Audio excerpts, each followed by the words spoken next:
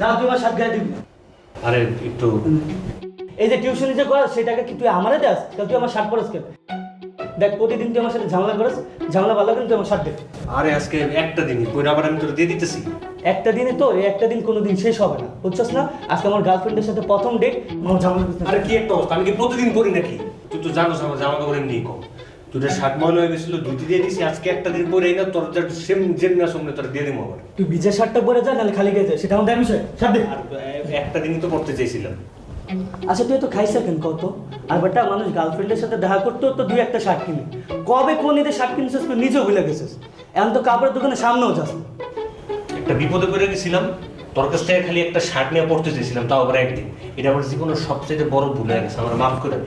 ঠিক আছে, মাফ করে দিলাম, যা।